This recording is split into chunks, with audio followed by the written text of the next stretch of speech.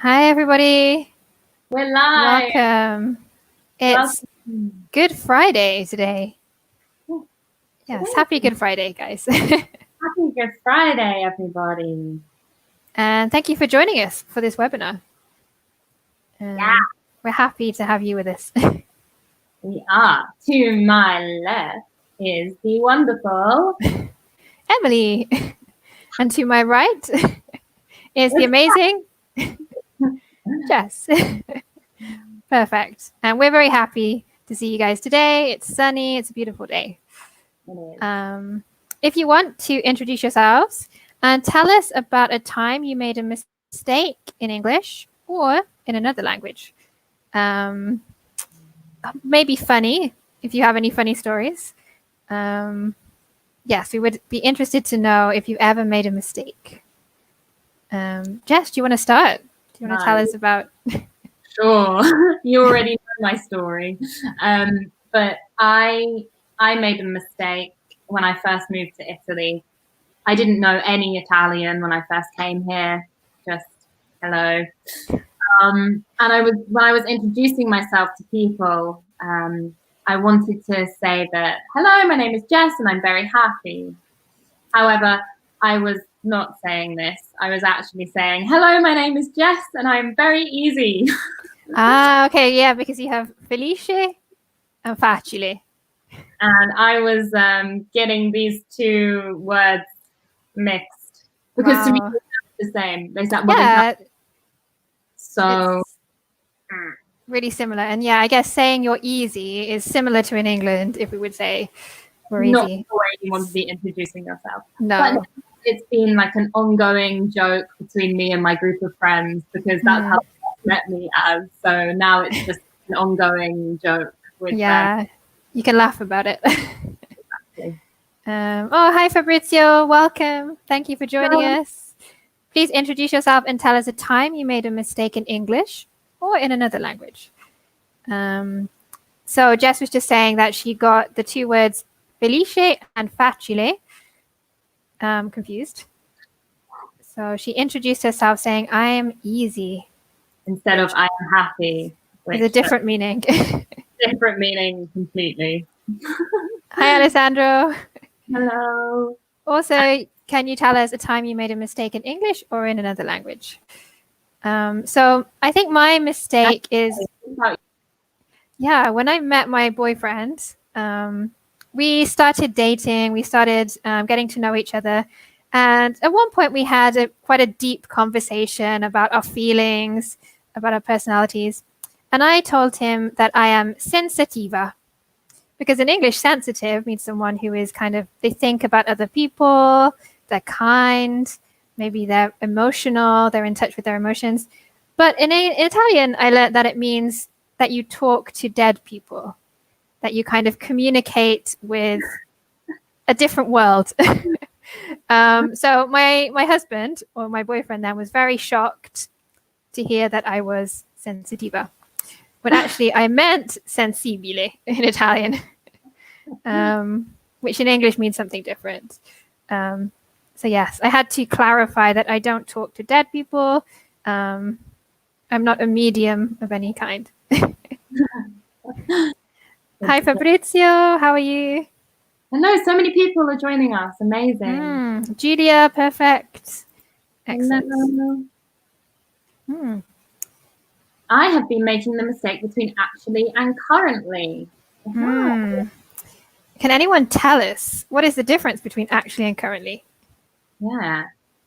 Fabrizio, if you'd like to share the example of a mistake made. And Alessandra, one time I said annoying with the meaning of boring. Yeah, common mistake. Yeah, that is a mistake. So we have boring, like this lesson. Oh, boring. I'm joking, it's not boring. We're going to hopefully not. It's going to be interesting. Which is like annoying is like when you just can't take it anymore. Irritating. Yeah. Fabrizio, can you explain the real meaning of sensible? Okay. It's quite difficult to explain, I think. I usually talk about a parent. So when you have children, imagine your child is going on a school excursion, a school trip for the first time. They're going on their own with their classmates, and you want them to behave responsibly. So you could say to your child, be sensible. As in, don't be silly, don't be stupid. Yeah, the opposite of being, I was about to say being not sensible, which is, I use the example of if I'm working at 9 a.m. On a Saturday morning, then my Friday evening, I choose to be sensible and I do not go out drinking with my friends. So the sensible choice is to go home, have a dinner, have an early night, so I'm ready for work. That's a sense of. Yes, it's quite different to Italian. It's not connected to the emotions. So yeah, No. responsible, not silly, not risky. Yeah, sensible people are usually quite serious. Are you a sensible person? Yeah, I think I am quite sensible. I don't take a lot of risks. I try and be careful a lot. So I'm sensitive and sensible. Good.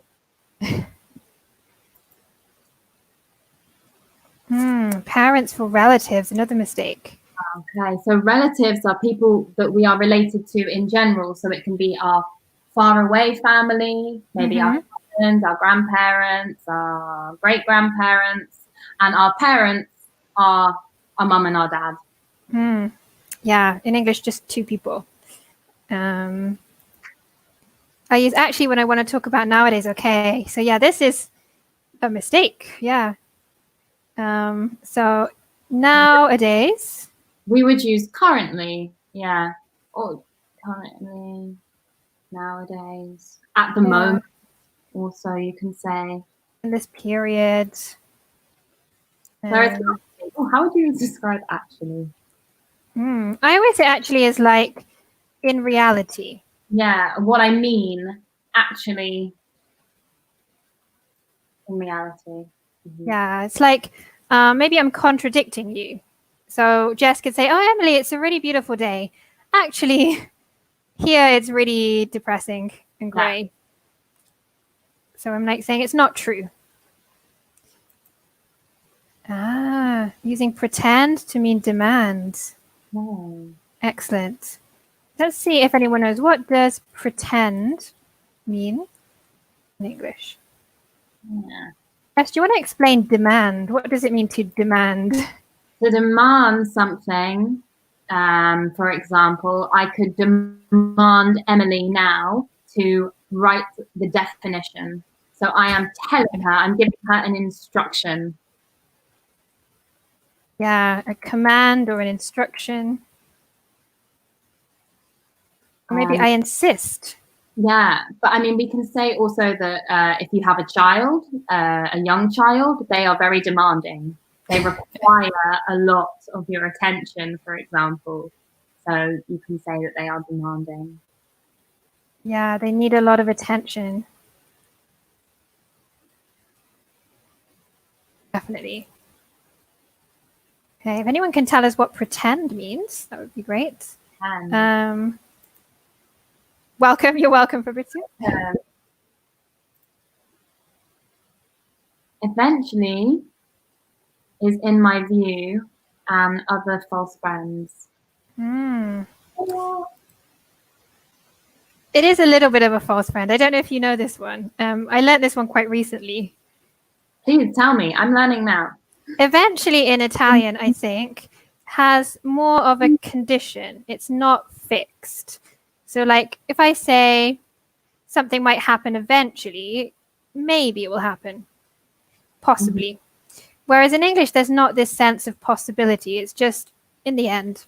In the end, this will happen. So yeah, I studied a lot. Eventually, I passed the exam. So it's more concrete.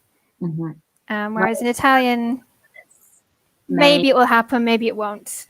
Oh, interesting. Yeah. Eventually in English just means in the end, but is definite. not a possibility.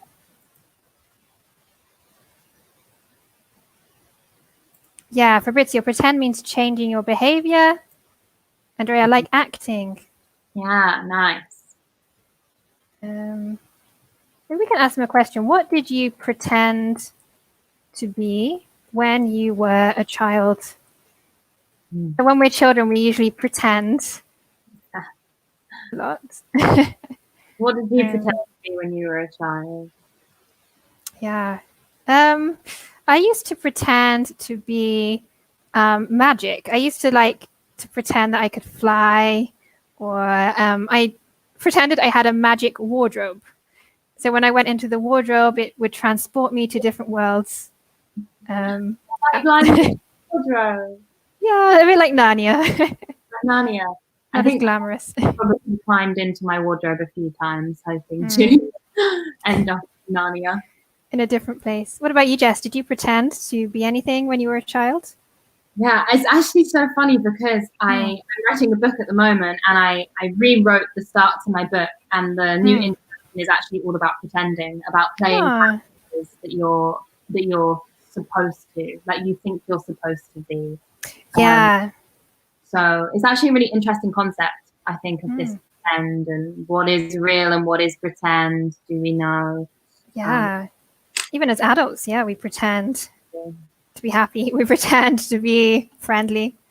Yeah. It can be done, on a daily basis. Like if you're having a bad day, you'll have bad days. We wake up and we don't feel so good for whatever reason.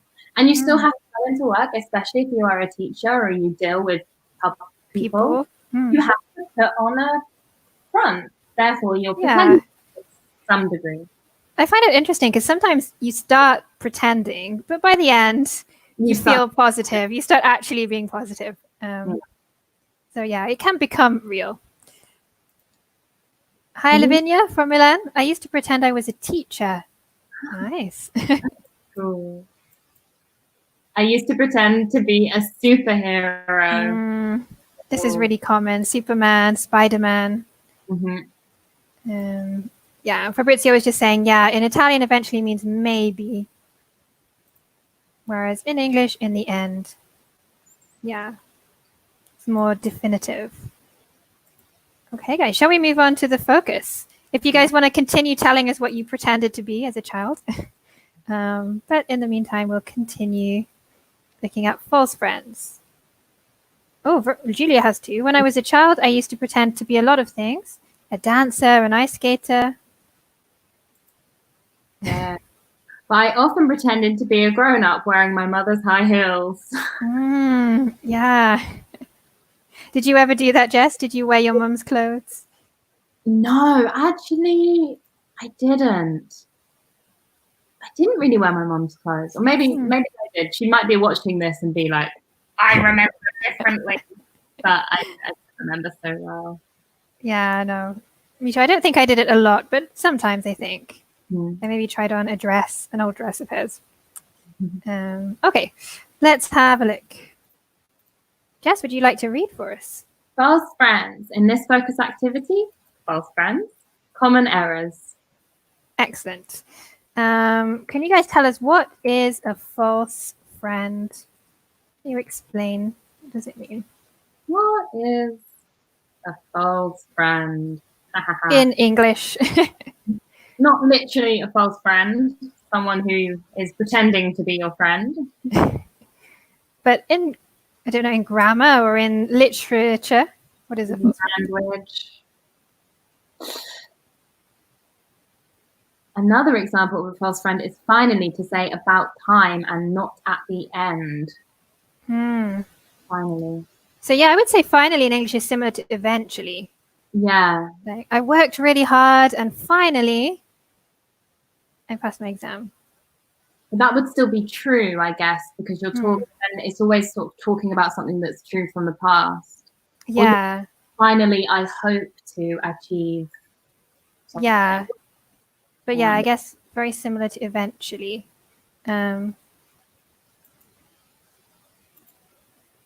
Lavinia, Jess, do you want to read her definition? It is a word that sounds similar to another one in another language, but which The meaning is different. Yeah, perfect. In Italian and English, we have a lot. Many, which can get very confusing, both for English people learning Italian and for Italians learning English. Mm-hmm. Okay, maybe let's start with some common errors before we get onto the false friends. Okay. Jess, do you want to read the letter for us? Yes. Hi, Cameron. Thank you so much for sending me the pictures from your visit. I'm so happy we did so many pictures on our hike. The sun made your hair look so shiny. Your hair are beautiful in the pictures. I've been studying English for over a year, but I still find I am doing many mistakes. I think it would be easier if I lived in an English country. I don't know nothing about Canada, but maybe you can give me some informations. I will call you tonight when I get home and hopefully you can give me some advice. Cheers, Jennifer. Oh, that was really strange. Yeah, you have to look at the mistakes. Okay, guys, so yeah, we have to, because I think we automatically correct ourselves. Yeah. So guys, can you read the letter and find any mistakes? They don't have to be in order, but find any problems with prepositions or with words, collocations, anything you can find. Where are the mistakes? Okay, and Fabrizio, yeah, false friend, when we explain a similar word, when we translate into another language, the meaning is different. Yeah. Mm-hmm. Excellent, Fabrizio. Did Turk. Yeah. Many pictures. Definitely. So in English, we always take pictures. I don't know why, but we do. Good. Mm. Information is uncountable. Well done. Yeah, information, advice, anything like that in English is uncountable. Hair is. Good job. Get home without the to, yeah. Very good. In English, we don't use the preposition with home. Doing, making. The mistakes, maybe, yeah, making many mistakes. In the middle, yeah. Yeah. So in English, we make a mistake. We take a photo and we make a mistake. Okay. Good. Nothing and anything. Wow. These guys are really quick. I'm impressed. Really good. Good. Let's see if there are any more.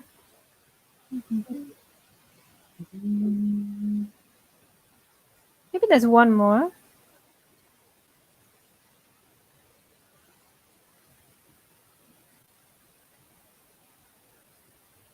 There are two more. Yeah. Good. Yeah, so we have the verb to advise with an S. Advice. And the noun, yeah, advice. I think I said it. I think I said advice when I read it. Yeah, so we can say both, I guess. Could you advise me? Could you advise me? Which I guess sounds more formal. Could you give me some advice?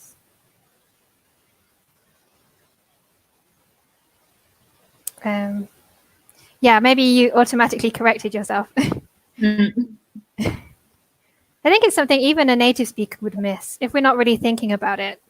Yeah. We'd just assume that it was correct. There's one more that we need to correct.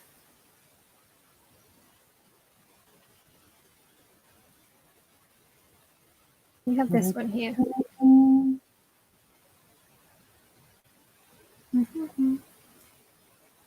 What home?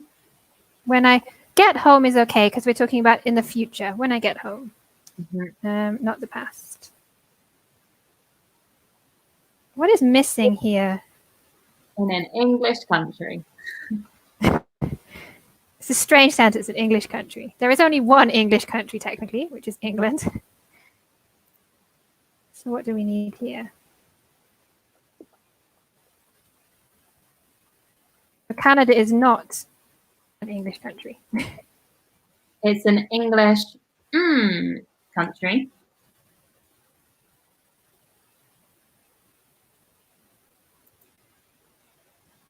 Okay, Fabrizio, can you explain the rule pursuant to when we can use the preposition before home? Generally never. If I'm talking about moving. Yeah, so I go home. The difference is if I'm not moving. At home, for example. Yeah, I'm at home. But if I'm talking about moving, come home, go home, return home, no preposition. Good, Fabrizio. Speaking. English-speaking country as well. Yeah, well done. Good. Yeah, we have Fabrizio and Lavinia. Perfect. Yeah. Good job. Perfect. So Australia, Canada, these are English speaking countries. Yes. So if I'm not moving, I'm at home, I'm in my home. But if I'm moving, no to preposition. Mm-hmm.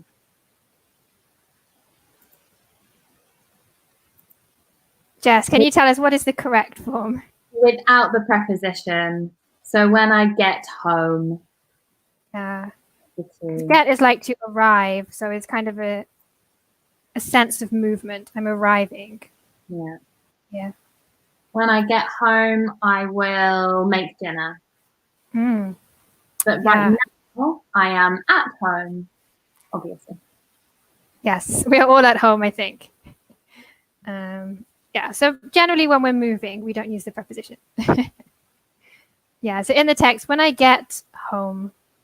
Think about the at as in the same way you would say, I'm at the park, because you're in a specific location. I'm at school, at university. It's the same as I'm at home. Yeah, it's difficult because I think we always tell students, remember the to. I go to the supermarket. I go to the cinema. But in this situation, you don't need it. Okay, guys. Well done. I'm really impressed. Yeah, really quick. Great. Okay, let's have a look at some examples of things that were translated badly. Okay, so here we have, when Pepsi entered the Chinese market a few years ago, the translation of their slogan, Pepsi brings you back to life, was a little more literal than they intended. In Chinese, the slogan translated to, Pepsi brings your ancestors back from the grave. Oh, no. Wow. Really bad. Yeah. Have you seen any examples of Italian being translated incorrectly or English being translated into Italian maybe incorrectly? Examples that you can share with us.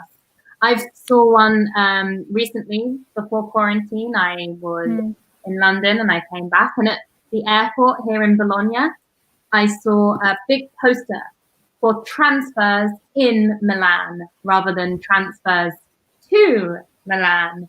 There was one that I saw. Yeah, it's a different thing. Transfer in Milan to transfer to Milan. Definitely. Maybe we should talk about ancestors. Jess, what is an ancestor? An ancestor, ancestors are the people that came before you.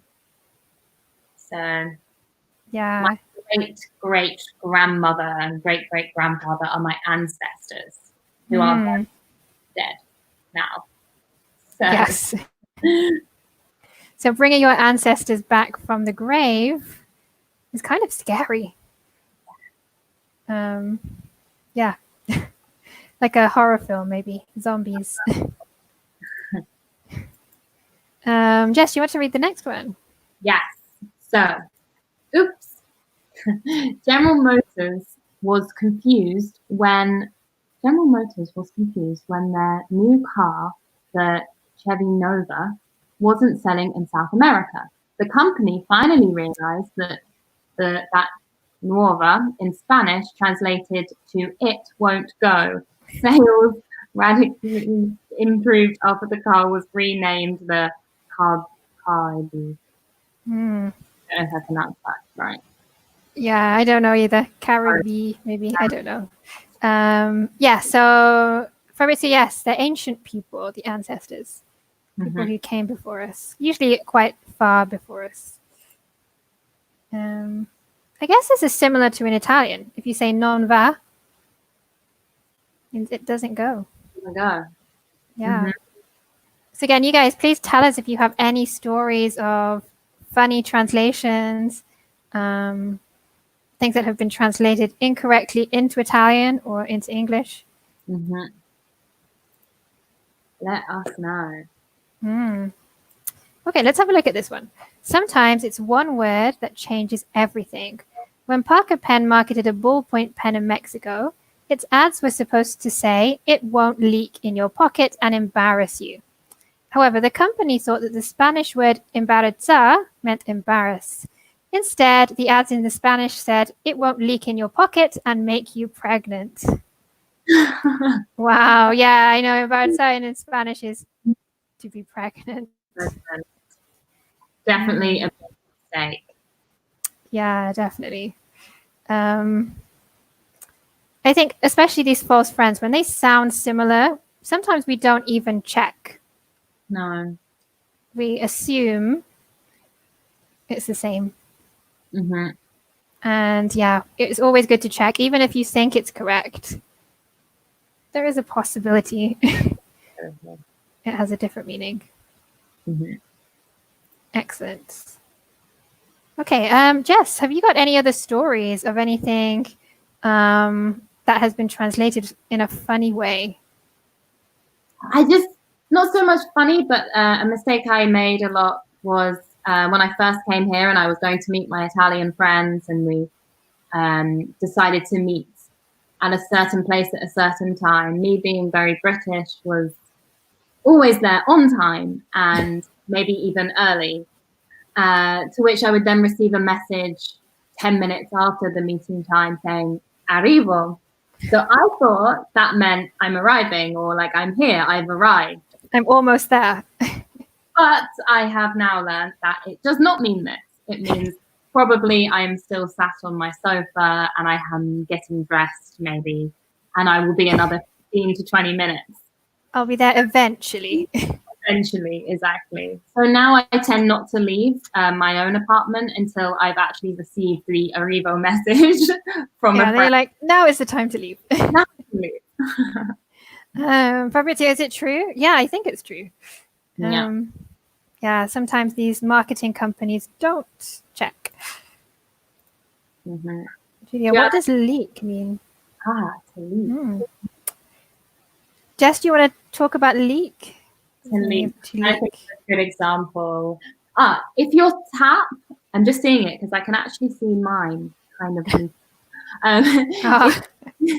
If your tap, where your sink is, where you get your water from, is you turn it off and then it drip, drip, drip, your tap is leaking. You have a leak. So when a liquid is coming out without, when it shouldn't be. Yeah, it's kind of escaping. Also, bottle can leak. Bottle can leak. I remember a couple of times a bottle has leaked into my handbag, and that's terrible because everything gets wet. All the paper sticks together. Yes, the sink. The sink with an S. Yes, the sink can leak. Anything with liquid can leak when it comes out. One thing that I got confused with is scooter and moped. Okay, so we all know that in Italy, a scooter is like a small bike. Okay, a small motorized bike. In England, we would call this a moped. So many Italians use a moped to go to work, to travel around. In England, a scooter is more like for the children. So it has one long flat piece, some handles, and some wheels. And you use one leg. Let me see if I can show it. Yep. Yeah, maybe this. Yeah, perfect. This is a scooter. So they're actually becoming more popular now, electric scooters. But Yeah. it's Alex. not the same as a moped. So when my boyfriend told me he went to work on a scooter, I imagined him like a child with one leg Fishing. arriving at work, which is strange in England. And then I realized that he meant a moped. Yeah, so this is one that I got confused with too. Yes. I'm trying to think of any other things that I've got confused with. I mean, there are probably so many because I seem to confuse everything I say in Italian. But no, for me, it's just the happy and easy. That's my big oops. When they sound similar. No sound. Alessandra, yeah, scooter is American. Yeah, moped is British. So it won't be as confusing for an American person, but for a British person, definitely. I actually made a really, oh no, I just remembered. I made a very, so embarrassing. I'm actually maybe too embarrassed to say it, but I was working with a video maker last year, and I wanted to I needed a load of my Italian male friends to come and be a part of this video. And I was sending them instructions on WhatsApp, all in Italian because I was trying really hard. And I think it was my phone my phone auto-corrected the message. I don't think that's that stupid. But I meant to say like meet in Piazza Maggiore, but I ended up writing meet in Pizza Mangiare.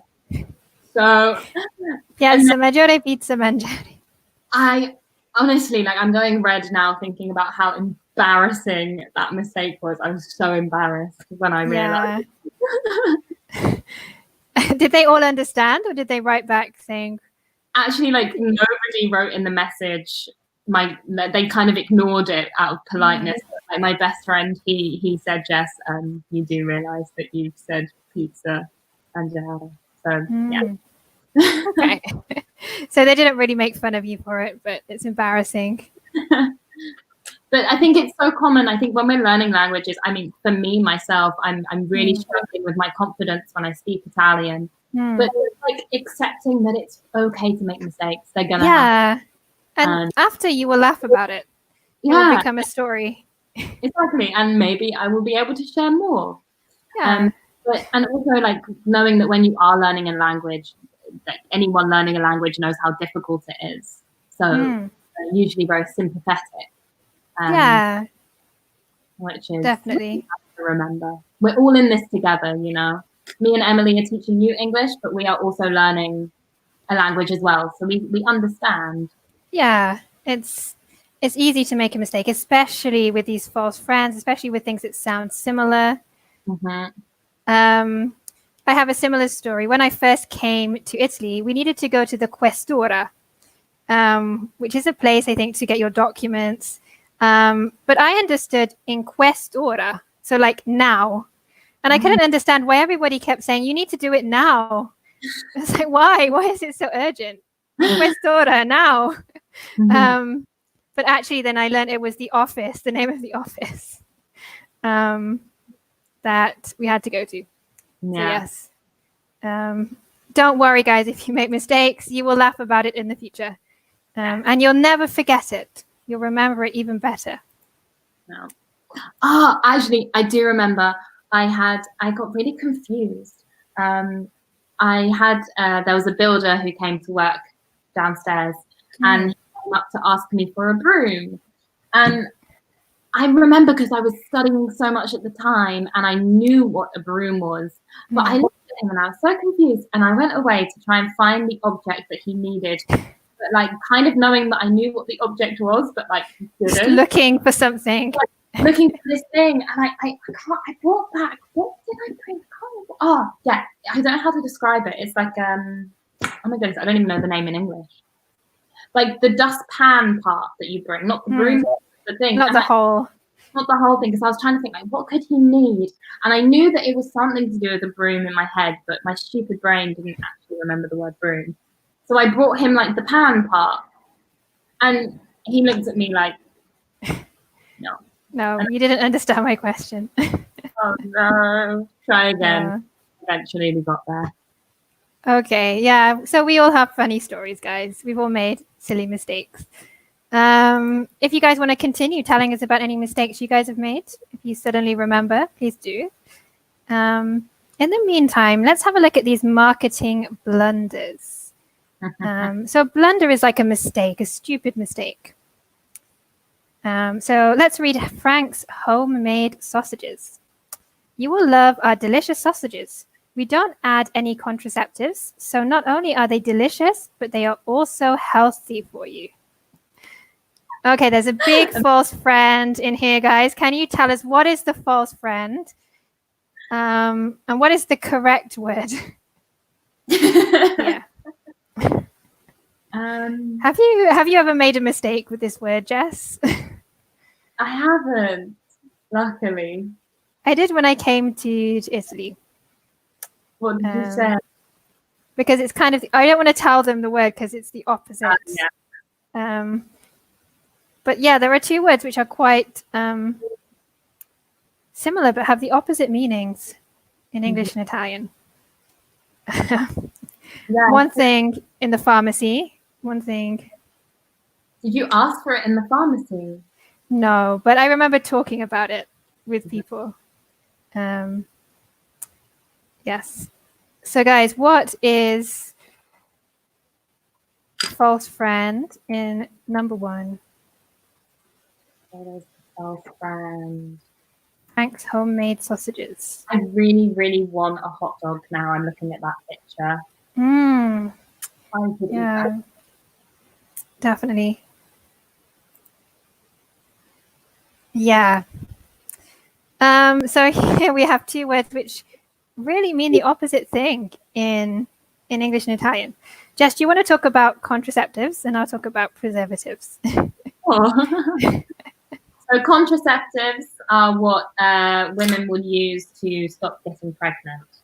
Yes. Preservatives are chemicals or substances that you add to food to preserve them for a long time.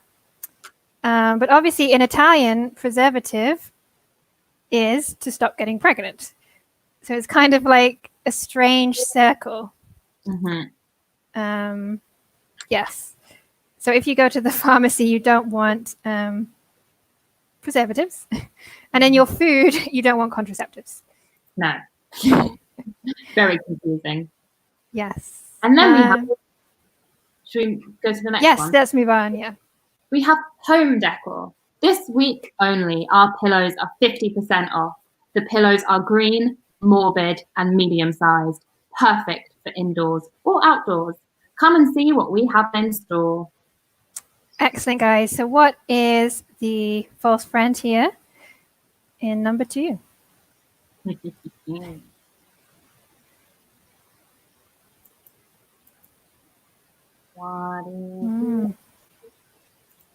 Yeah, really quick, guys. Soft and morbid.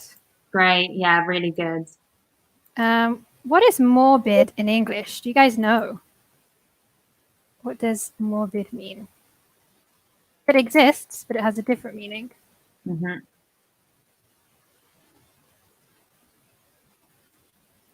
Anyone knows? What does morbid mean?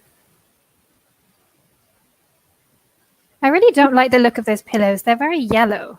I know, they're horrible. They're almost like fluorescent. Like green.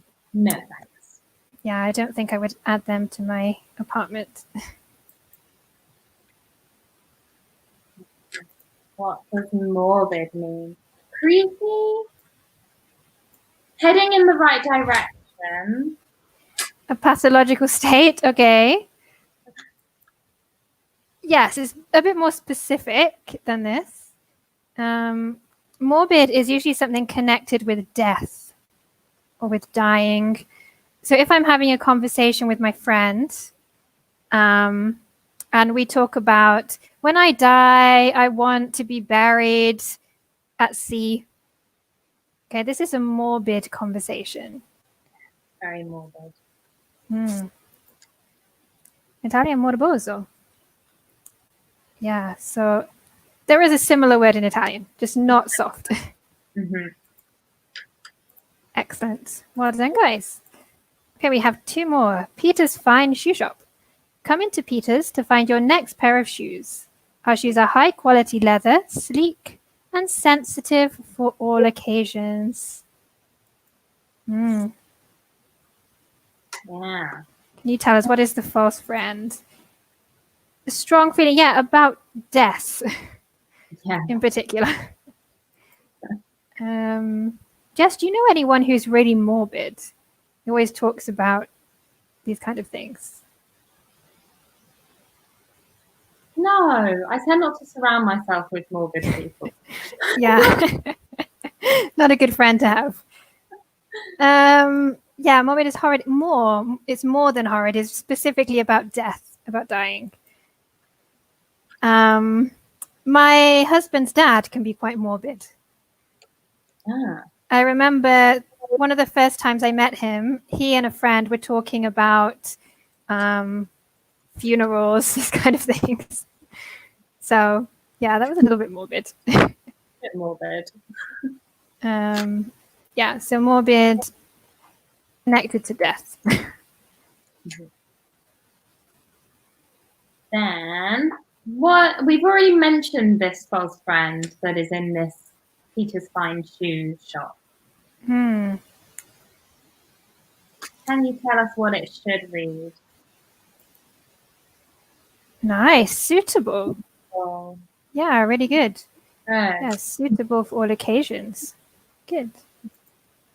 Jess, do you want to read the next one for us? Yes. Our vacuums are specially designed to suck more dirt out of your carpet, ensuring a good polite every time. Again, can you guys tell us what's the false friend here? That is one word in Italian that I just don't think I will ever be able to say. I will always just go the Yeah, it's a difficult word. It's a long word. Difficult. It's so long, and it's like my mouth and my tongue just can't say that many letters. Definitely. Also, the dishwasher I find difficult in Italian. It's very long. Polite. Yeah, polite is clean. Good. Let's see. What does polite mean in English? What does polite mean? Can you guys tell us? So obviously, clean is not dirty. Polite. Because there is possibly another false friend here that I hear a lot. What would the opposite of polite be? I would say rude. Me too. Yes, that one, Andrea. Yeah, and I'm not. Hi, Andrea. Yeah, aspirapolvere and lavastoviglie. Very difficult to say. Good, well-mannered. Good. Perfect. Kind or nice. Good. Well done. Gentle, yes, kind of. What does gentle mean in English, Jess? Gentle is like, if something is gentle, it's like soft, it's calm. You can be gentle, like with a newborn baby. Yeah, be gentle. You wouldn't be like, you'd be like, gentle. Yeah, so I think in English, gentle is more physical. It's not really about your behavior or what you say. It's more about being soft physically. Yeah, perfect, Sarah. In a soft manner. Good. Well done. Yeah, great. Welcome, Sarah. Fabrizio, yes. In Italian, this is the translation. But in English, what is educated or uneducated? It literally means our, should I say it? Yeah. Our education. So where, yeah, get your education. Yeah, if you go to school, if you go to university, you are educated. If you don't go to school, uneducated. But you can be uneducated and polite, or educated and rude. So they're not the same thing. It's to do literally with the studying. Yeah, perfect, Fabrizio. Good. Well done. Okay, everyone, we are sadly approaching our last 5 minutes of the webinar.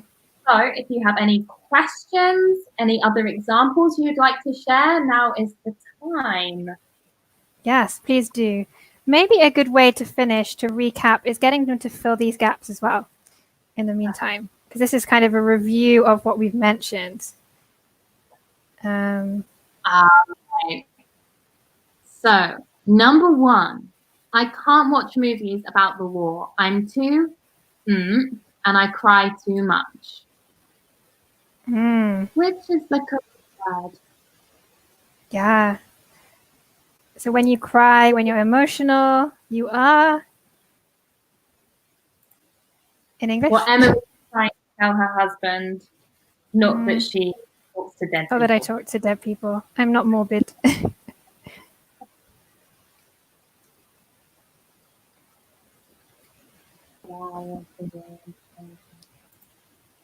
Alessandro, someone who knows the Galatea, yeah, would be polite. Yeah, well-mannered. So can anyone tell us, number 1, what is this word? I'm too... They have the same syllables as well. I was going to try and get a clue.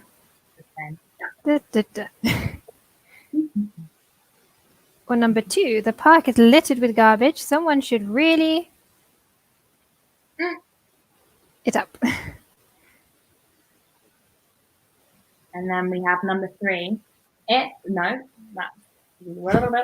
Rewind. Number 3, the firefighter rescued the children. Number 4, it is to cover your mouth when you sneeze. Number 5, the film was so he nearly fell asleep. My family has it where they grow vegetables. Okay, we're getting some answers in. Nothing for number 1 yet, but number 2, clean, definitely. Good job. Clean it up. Number 3, brave. Good job. Perfect. Number 4, polite. good. Perfect. 5, yeah, not interesting. Number 1, sensitive. Great, Fabrizio. Yeah, I'm too sensitive. I cry too much. Number 4, you go, Emily. Be careful. Educated English is about studying, not about your manners. So we would say polite. Light. Okay. Oh, Jelly has everything together. Good. Well done. And yes, the last one, a farm, factory. Yeah. So my family has a farm. My family has a farm where they grow vegetables. Excellent. Yeah, the factory is like a place where you produce products. Usually you have a big machinery that produces products. Okay, guys, we're going to have to finish there. We have about 30 seconds left.